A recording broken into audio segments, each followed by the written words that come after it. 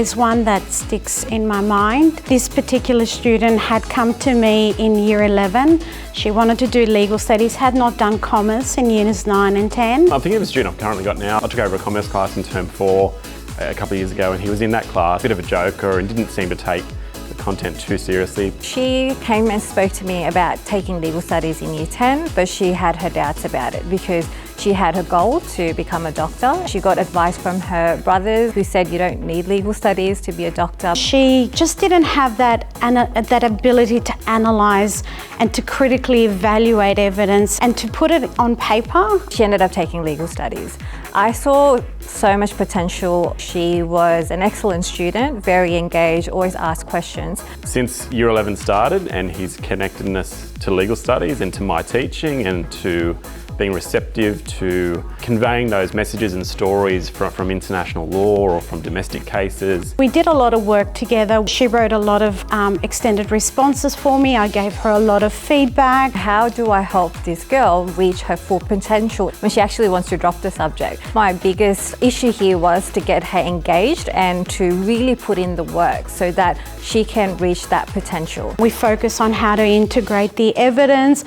I also gave her advice about how to craft fantastic course notes, gave her feedback on how to integrate the themes and challenges in her course notes. I'm able to connect really well with him. He does multiple practice responses in the lead up to assessments and during the downtime. Certain case studies, how to reference case studies in her course notes. When we started to do topics like world order, she saw how important this subject was in creating awareness about some real world issues like the Syrian conflict, which impacted her. Sometimes boys struggle a little bit with writing, but what he's able to produce at this stage, he sends me emails, he does multiple practice responses in the lead up to assessments. I said by learning this, you are becoming a world citizen. You might want to actually, work for Doctors Without Borders one day. You don't know, what path this subject will bring you. She initially started with 40 pages of crime notes, and she condensed that down to 10 pages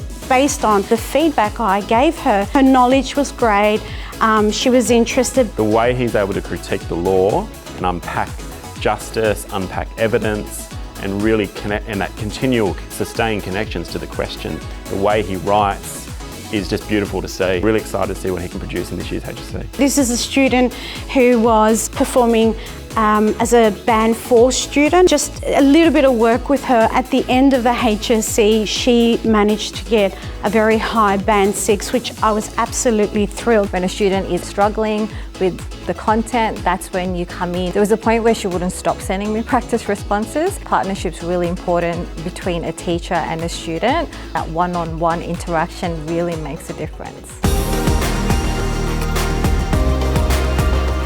The main strategy I use in the classroom is questioning techniques, trying to draw out the implications of what they're learning and link it back to the notion of justice. Begin with just looking at the syllabus and really understand the themes and challenges and how everything is connected. Instead of just learning about specific aspects of the law, you want students to have a broad understanding of the law. It's a lot of explicit teaching.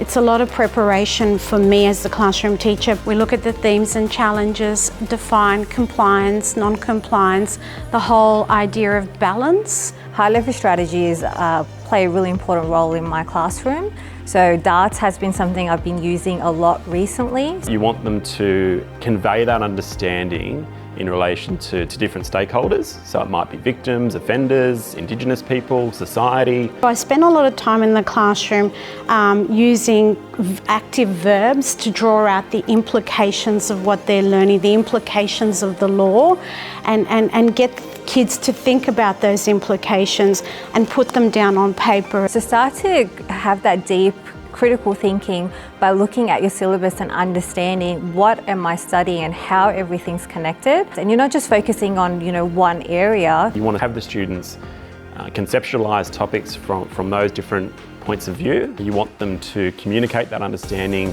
using evidence. So they can see that there are some areas that overlap and lend themselves and support learning in other topics. Allowing students to be able to actually break up an article. What are the key points that you want to grab from the article? Especially with those contemporary issues, it can be overwhelming for students, so you definitely need scaffolding. It's the questioning, having extensive questioning, getting kids to think about those issues, getting kids to draw out some of those implications of the law and put them down on paper. Writing is a focus in my classroom. A couple of times in a paragraph they might cite a media article or they might cite a case.